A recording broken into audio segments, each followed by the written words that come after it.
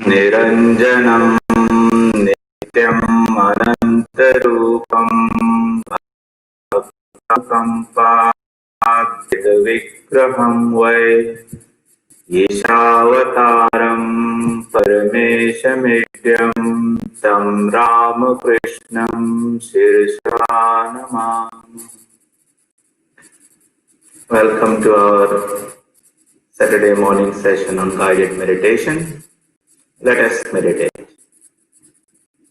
Sit upright, keeping your back, shoulders and neck and head in a relaxed upright position. Feel your body to be strong and healthy. Direct your attention to various limbs of the body, and as you do so, visualize that each part is strong, healthy, and filled with the divine light. Focus your mind on your toes, feet, ankles, calves, knees, thighs, hips, back, stomach, chest, shoulders, elbows, arms, hands, neck, face, head, the whole body. Visualize it to be filled with a divine light, full of strength and purity, holiness. Now focus your mind on your breath. Inhale and exhale in a rhythmic way, breathing in and out deeply. As you inhale, visualize that you are breathing in pure light that fills every corner of your mind, every cell of your body, with a divine radiance. Breathe in and out in this way, repeating the mantra Om as you do so thrice.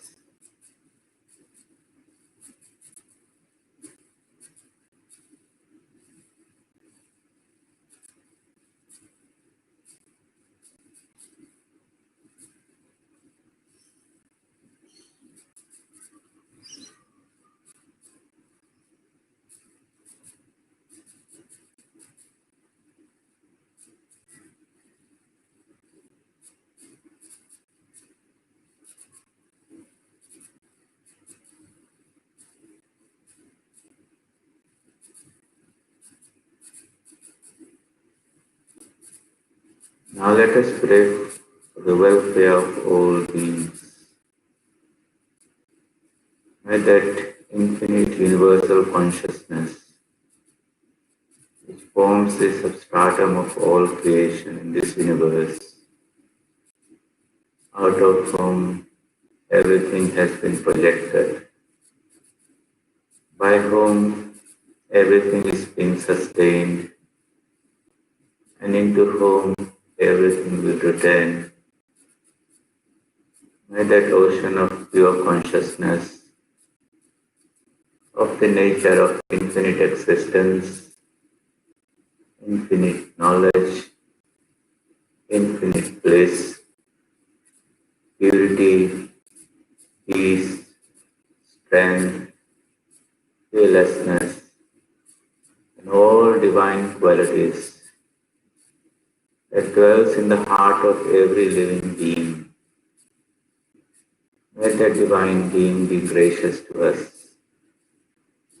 May it attract our minds to itself and grant us devotion, purity, and spiritual illumination. May there be peace in our hearts. May there be peace in the hearts of all beings throughout the universe. May all be happy, joyful, and peaceful. Send your thoughts out to your right. Visualize your thoughts going out forever, lifting everyone it comes across. Send your prayers to your left, in front, behind, above, below, and in all directions. Now withdraw your mind from the external world to the center of your heart. Visualize your heart to be strong and healthy. Visualize that interpenetrating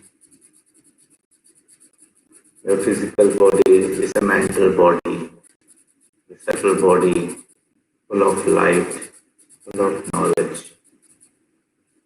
And finer than that is a causal body, which supports the mental body and physical body. That body of the nature of infinite intelligence. And beyond that, sustaining all three, is the ocean of pure consciousness. Blissful, luminous, peaceful, eternal and immortal. In that ocean of consciousness, visualize a beautiful lotus, fully bloomed, full of fragrance. In the center of that lotus, visualize a flame, steady like a lamp kept in a windless place, radiating its light in all directions, dispelling the darkness all around. You may wish to replace that flame with any divine form of your choice,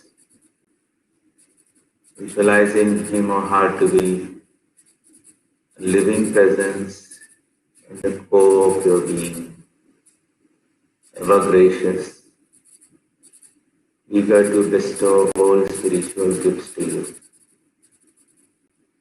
Feel that living presence as your eternal companion, as your protector, guide, friend, philosopher, very close and intimate to you. Visualize that the light emanating from this divine within you is the light of spiritual knowledge that dispels the darkness of ignorance. It is the light of purity that fills your whole body and mind with holiness. It is the light of bliss that fills you with joy through and through. It is the light of supreme peace, fills you with serenity and tranquility. It is the source of all strength that makes you strong spiritually, morally, emotionally, intellectually, and physically. Focus your whole mind in a prayerful manner to this divine presence within you, seeking his or her blessings for illumination, devotion, and spiritual realization. Feel the divine presence and repeat the mantra that has been given by a spiritual teacher. Or you may repeat the Gayatri mantra or Shakta Brahman Om Or if you wish to meditate on Sri Ramakrishna, you repeat Om Namo Bhagavate Ramakrishna. Feel that presence within you, communicate with it, and keep your mind in the loop of the repetition of the mantra. Keeping a watchful eye, if it drifts away anywhere, gently bring it back to the divine within you.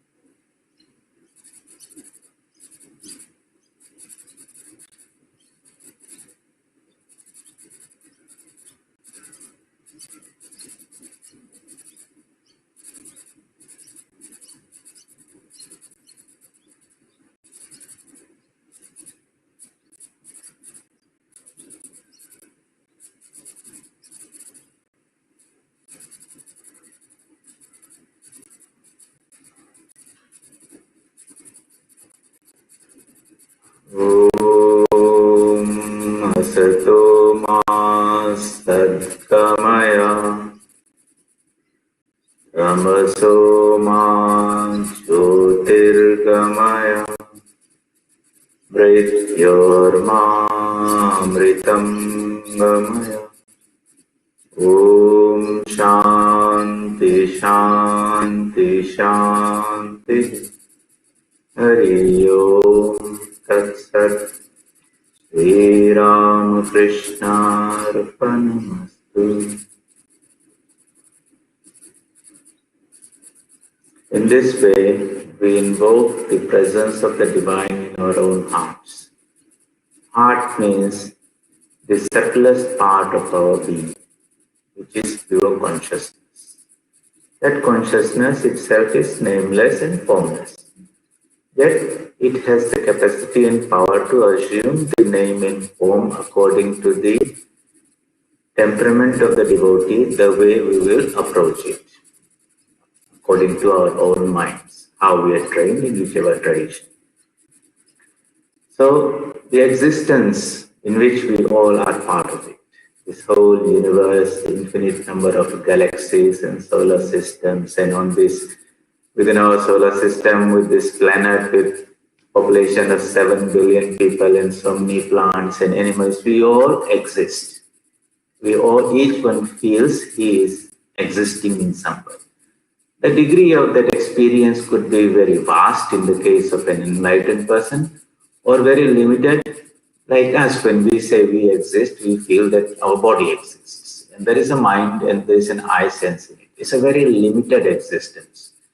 A stone also exists, but its degree of self-awareness is even more limited.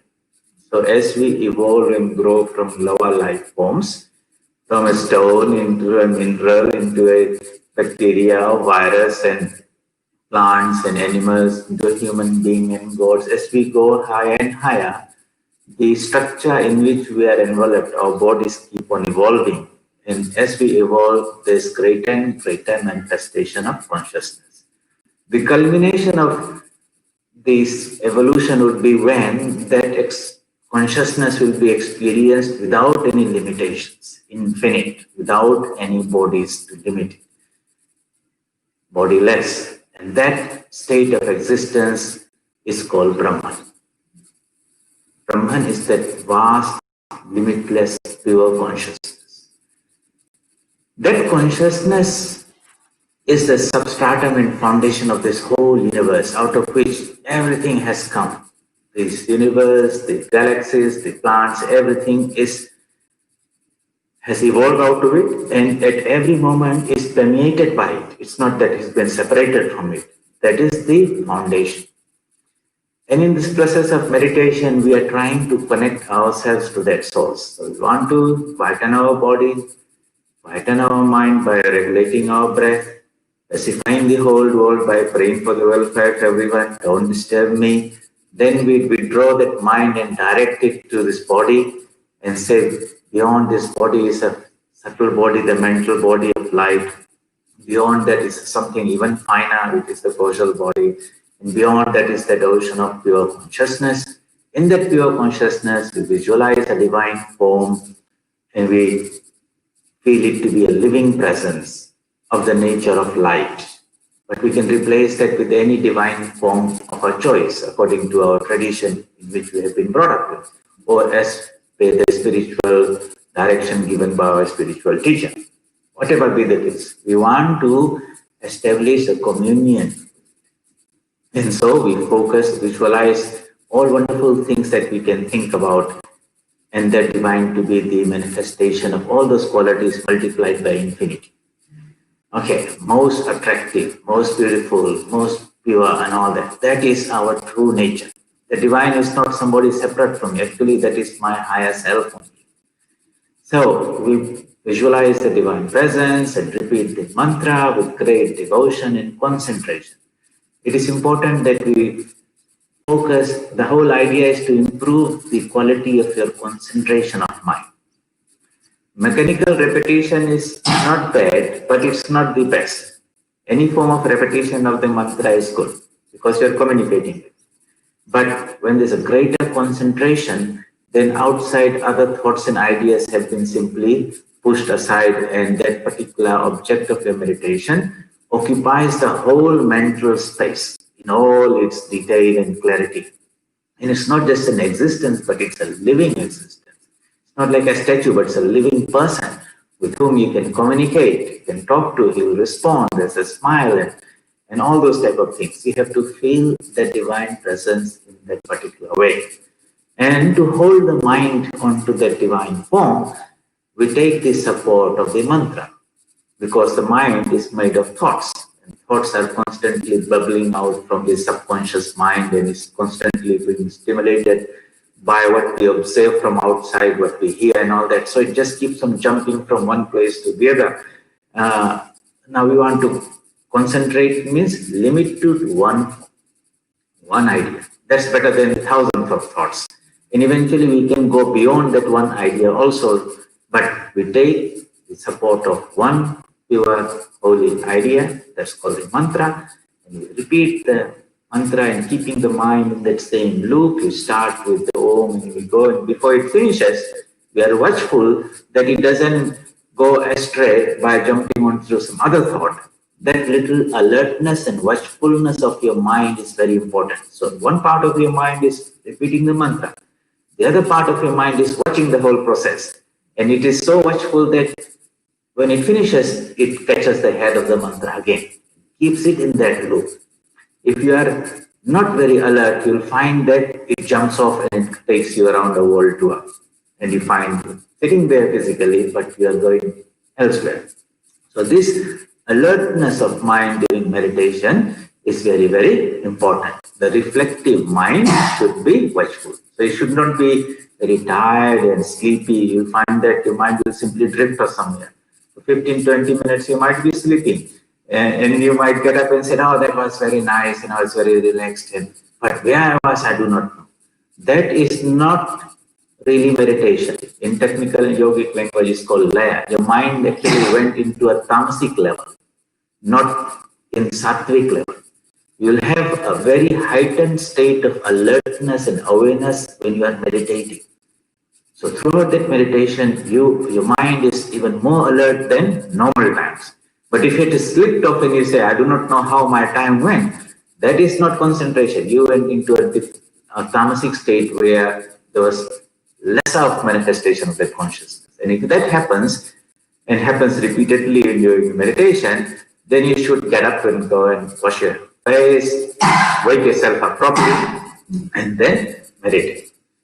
Now, today we are going to talk something very, very interesting, very important, a little bit deeper. The whole objective of this exercise for japa and meditation is to develop the concentration of mind. Why we must do that? So that with this mind, properly trained and directed inwards, this mind itself can become the instrument for a higher level of spiritual experience. We said there is this existence, the physical world, the mental world, the subtle world behind that, and then the pure consciousness. We are all very much familiar with our physical world because we have identified ourselves with this physical body, and embedded in this physical body there are these 5 senses of knowledge, jnana indriyas. Through the eyes we see colors and forms, through the ears we hear sounds, through the skin we feel and the temperature and touch, through the nose we smell, and through the tongue we taste. This is how we are able to experience, the word is experience, the environment in which we live. But this physical sense organs capture only a very thin slice of existence. And we are locked in it, we are born it, we live it in it, we die in it. Animals live, that's almost like an animal physical existence. However, beyond this physical body and the senses is a mental body, the world of our thoughts and ideas, emotions, feelings, love and affection and all that. That is also part of our being. Though not much in control, but still there. We have a mind, we feel the emotions. Where it is lodged in our body, Is it in the head or in the heart or somewhere? We do not know, but it's part of our being. I can feel. It's not a physical thing, so I cannot pinpoint it there. But behind that also I can feel that I'm a bit of an intelligence, because the mind is different from me. I can observe it, I can watch it, I can see the thoughts coming out and drifting in, and some of them I like, some I don't like and all that, but I'm still different from the mind also. As an observer of the mind, that is the buddhi, the power of discrimination, and it's a power of self-assessment also. We call it the conscience. Whatever we do, whatever we think, we judge according to, and that if they're good, we feel good, your conscience feels good. If the actions have been good, you feel good about it. But if you do something which has been degrading, polluting, so to say, to our own mind, which where we have not been able to measure up to this ideal or standard that we have set as a moral thing, then you'll find that your conscience will speak to you. You have done something wrong, it's not good, you'll feel bad about it. And if you listen to that voice of conscience within us, it will guide you in the right direction. That is the power of that buddhi. Behind that is a pure I sense. I feel I am, I am, I am. Whether it's identified with the body, or identified with the mind, or identified with the buddhi, but that I sense is there. That I sense is really a reflection of the universal I consciousness, which is called God or Brahma, but reflected in these three layers of Prakriti: the physical world, the mental world, the intelligence world. And we, when we say I am as an individual, we really are a mixture of two things. We are essentially the pure consciousness, the Atman, and we have become identified with this Prakriti, which is part of nature. Okay, the Atman is pure, eternal, immortal. The rest are all changing, and according to the purity of this body-mind complex, the reflection would be clearer or duller. More tamas is there, you get a very hazy, pure reflection of yourself, and you consider ourselves to be an animal or a human being. But if that mind becomes pure and luminous and shining like the mirror has been cleansed, then you see a beautiful image of yourself and you say, I'm a God. But ultimately, you are not the image. No matter how good the reflection is, you are what you are. We are always the Atman, but we are seeing our reflection in this mirror of nature, and this mirror has got different degrees of purity, so to say. Now, we want to have that pure experience. The difference between people is in this degree of, or the level of their experience of themselves. Some experience themselves as a physical body, and they cater to the enjoyments, the material, physical, eating, drinking, procreating, and that's the type of thing. Others live in the world of ideas, thinkers, scientists, philosophers. They're not very much bothered about how they look, the dress is shabby, the beard is there, the long hairs are there, all those things there. But they live in a world of ideas where they have a greater degree of enjoyment than physical sense enjoyments. But there is even a superior level of existence where one is even beyond the minds in that enlightened, luminous mental space, the Buddhist space, which reveals everything in its pure, in its proper way. And you can understand, you're very close to the true self. But the highest state is when you merge yourself in that ocean of consciousness, and that is called samadhi. Okay, self-realization, God-realization, nirvana, and all that.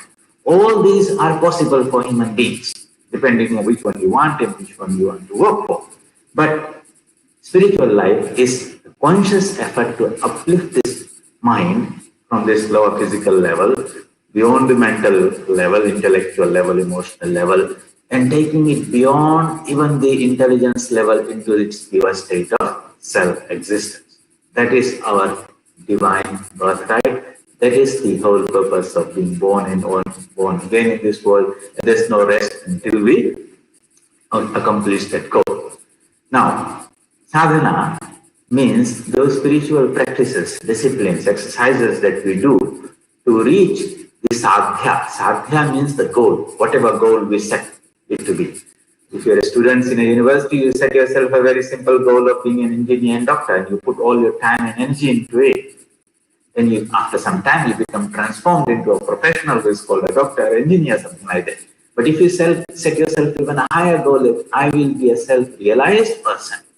Okay, then The same process is there. The energies of your physical body, your efforts, the mental energies channelized to that higher level. Okay, and so that goal setting is called sadhya. And the person is called a sadhaka. Okay, so a student is a sadhaka trying to be a professional like that.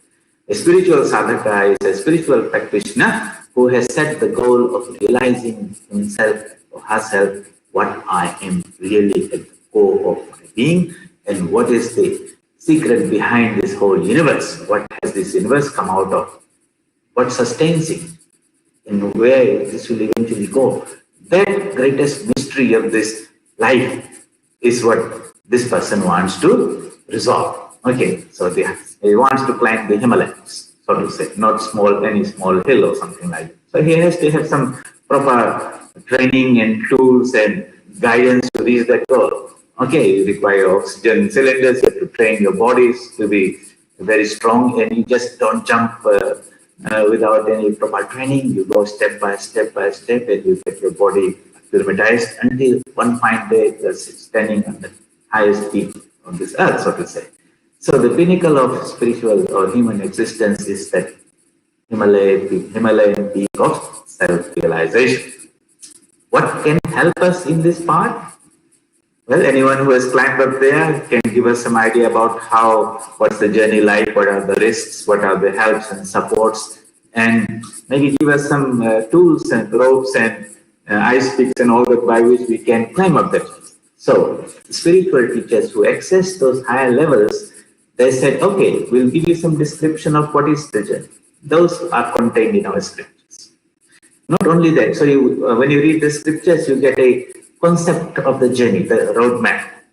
But and no matter how much you keep on studying that map again and again, it will be a mental picture with greater degree of clarity that you will feel. But it will not give you that experience of climbing and having that spiritual illumination.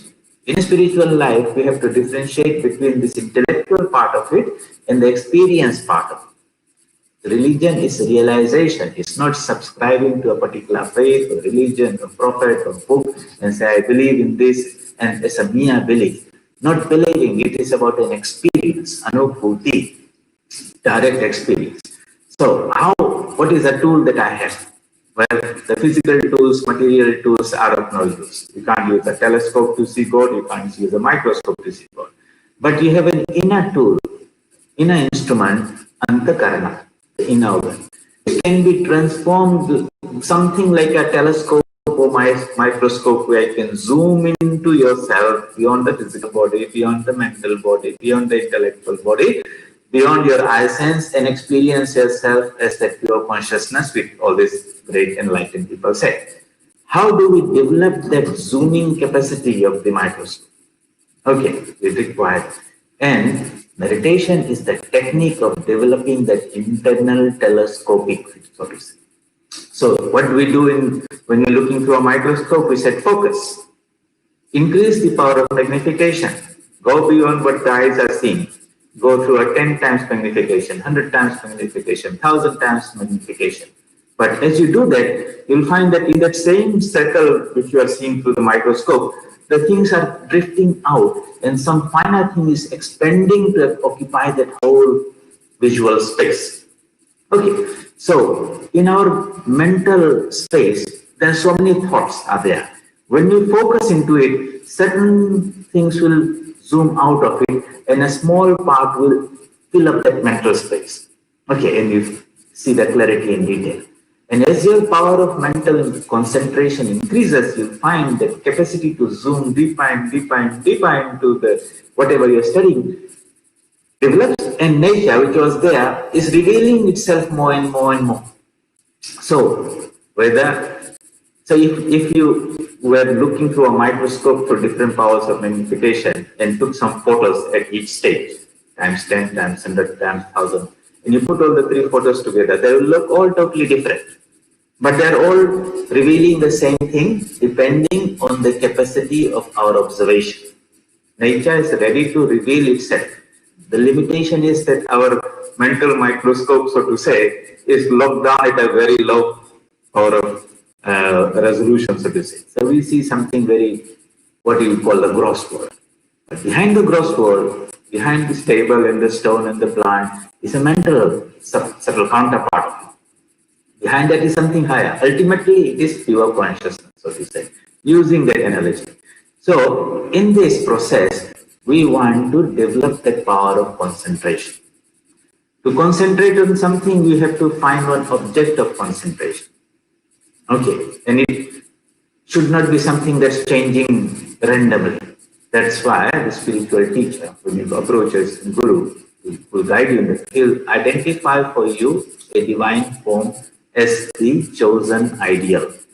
Okay, it's called Ishta Devata, chosen ideal. And he'll give you a mantra, which is the sound counterpart of the form, so to say. One is the object, the other one is the indicator. So, whichever divine form you will choose, they are all different aspects of that universal consciousness, which is called Ishvara. So, if you want to pray to and approach that Ishvara aspect of the universal being, what is his corresponding sound form, mantra that will be there? And today I will just read a little bit saying from this Patanjali Yoga Sutras. We have got only a few minutes, but we'll take this up next week, and I want you to see in Patanjali Yoga Sutras, chapter 1, from verse 23 onwards. Read that beautiful commentary there, so when we discuss it will be easier. So, concentration may be attained through devotion to Ishvara. Ishvara pranidhanatva. We talked about it in the Yama and Niyama. Okay? Niyama, last part, Ishvara pranidhana. So, by having devotion to Ishvara, devotion means he's a living being. So you can love, there's affection there. Yes, a relationship is there. You ask, just like a child is asking the mother for the food. The mother will feed the physical food. Here you are approaching God for spiritual knowledge, which is also food for your subtle body, so to say. Spiritual food, so to say. And the Lord will also provide you that. But you must seek it also. So, who is this Ishvara? A little bit of idea is given. Ishvara is a special kind of being, untouched by ignorance. So imagine there is no ignorance in that. Just like there's no darkness, it's pure. On the sun, is there any shadow? No, it's like that. There's no space for shadow because the light is coming out in all directions, like that. And it's beyond ignorance and the products of ignorance. Means this physical, mental world. He is beyond, untouched by that. Not subject to any karmas. Human beings do karma and there's a karma phala. So if you sow, so you shall reap. But Ishvara, when he creates this whole world, he is not affected by those karmas. Okay. Or samskaras or results of any action. Okay, those are the things that affect human beings. But Ishvara is a special being who is not affected by all these things. In him, knowledge is infinite. Okay, imagine there is not an iota of knowledge. You are all knowing, omniscient. In human beings, we have some knowledge, but it's a very limited knowledge, like a small seed. But it can be increased more and more until it becomes almost like Ishvara. You become omniscient when this mind is lifted to that highest level. He was the teacher even of the earliest teachers. Okay, so the Adi Guru is the supreme teacher. And he's not limited by time in any way that he was born like us, he lives for a certain time and disappears. No, he is the eternal being. Then comes the beautiful verse, number 27 says, Tasya Vachaka Pranava. What is the word which expresses him is O. Okay, so everything has got a name. Okay, that's how our body, our mind is constituted. A table is the shape and the word table, they're two interlinked. So there is a being called Ishvara, which we have just discovered. But what's his name? How do we call somebody? Okay, when we meet somebody, when you are interested in that person, the first thing we go and ask him, so what's your name? How do I address? I want to, and when I talk to you, I want you to know that I'm talking to you and not the person next. So I want to know how I address it. And you will respond to that. When I use that word, then the person next one is not responding to you. So the word has got a link to it. It establishes the direct connection. So what is the word that will establish a direct connection between me, the Sita, and the Supreme Being called Ishvara? What's the Vachaka? Vachya is the thing denoted, and Vachaka is the word that will denote thing. The two are inseparable. Sri Ramakrishna says, Nam, Nami, Abhed. Nama means the word, Nami is the person who has been called, and the two are not separate from one another. Okay, Nam, Nami, Abhed. They are not any different. Tasya Vachaka Pranava. Omkar. The word Om is the most universal sound that we can produce. When we speak, we use this voice box. Okay. And all the sounds in whichever language we are articulating, expressing, is produced by this mechanism of this human speech mechanism. So, at one end, the sound that when the mouth is totally open without any part, tongue touching any part, is the ah sound. Ah. And when you close it at the other end, with the lips closed, sound. And ah, when it rolls from the ah stage to oo, through oo, ends with So ah, oo, Within these boundaries, so to say, within the two brackets, is contained all the various types of sounds that can be produced. But the most universal, the whole matrix is captured by ah, oo, So this is the most universal sound, and as such is the best symbol, name, so to say, of the most universal being, which is behind this whole universe. That is how Swami Vivekananda explains. But there's a deeper meaning to it. When I say the O sound Om, that vibration which is produced by my mouth travels through the air and hits your eardrum, and you will hear a sound in your mind. And that sound you call Om also. What you heard was really the energy that was generated by me, and that traveled as sound energy, and you experienced it as a sound. The word sound that you experience is different from the energy that was traveling through. Okay, they're two different things. So in this world, in this universe, everything is energy, Shakti, Brahman and Shakti. And that energy is vibrating at different degrees. In the highest levels of planes, the intensity of those vibrations are very, very high. Brahma Loka and all that. When it comes down, it becomes less and less and less until it comes down to this material world where our five sense organs are able to pick them up. And we say, okay, I can hear certain things, I can see certain vibrations, light vibrations, I can hear the sound vibrations, I can experience various types of vibrations of energy. We live in this realm of spectrum of energy that is experienced by us in some way. So behind every form, there is a subtle counterpart, which is its sound form or the energy form. Okay, we are going a little deep into the science of the mantras. But sufficient to say for today's class is that the universal being at its highest level of manifestation, Brahman, when it first manifests as a cosmic, macrocosmic, that being is denoted by this personalization of Ishvara. His most universal, appropriate corresponding name is Pranava or Om. And Maharishi Patanjali says that as a sadhaka, tad japa tad bhavana. Repeat this mantra and contemplate its meaning. Meaning is not the intellectual idea. Remember, it's not the sound that you heard. It is the energy that was coming, which was experienced as the sound. Okay. It's a feeling rather than an intellectual idea. Just like I feel my body. And so I'm not having a concept and idea of bodies as some words and thoughts. These are my organs and systems. I feel it. Likewise, that presence of consciousness is to be felt. It's more to do with the heart than with the head, so to say. And the linking is to be done there. So that is where this mantras, the science of mantras, can be a great aid in our spiritual development.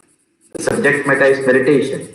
But japa of a mantra, understanding its meaning and linking it from its gross level to subtle level to partial level to the pure consciousness, how that mantras by constant repetition can help us uplift this mind by resonating with the higher energy levels that are embedded in the mantra.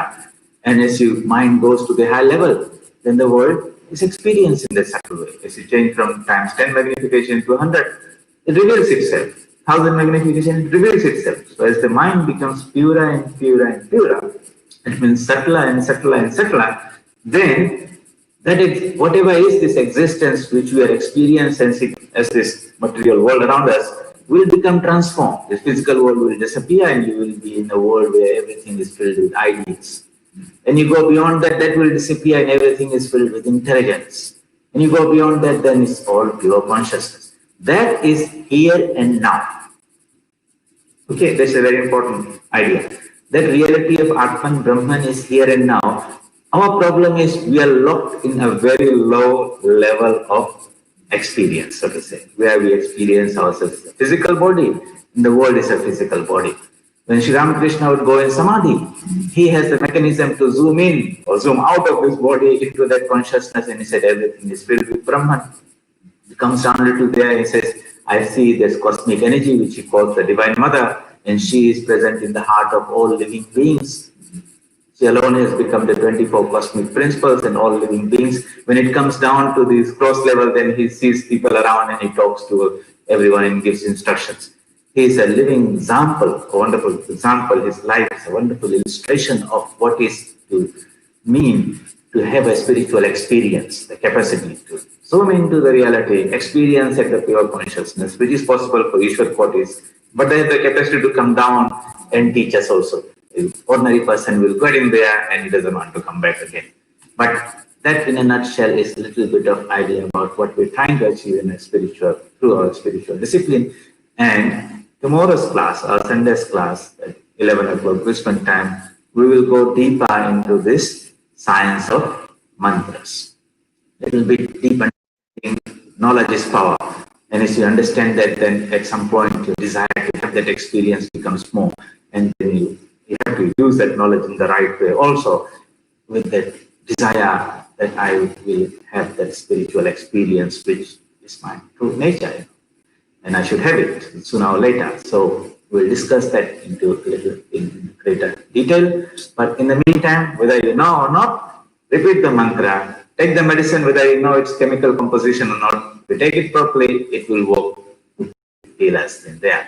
So repeating the mantra with great concentration and devotion as much as possible, morning and evening, through systematic japa and meditation at allocated times for a specific period. You must do it. 10 minutes, 15 minutes could be a good start, but you might not feel the impact of it. You have to push it a little bit more. And in the day, in the midst of all activities, keep a part of the mind on that mantra. Let it run in the subconscious.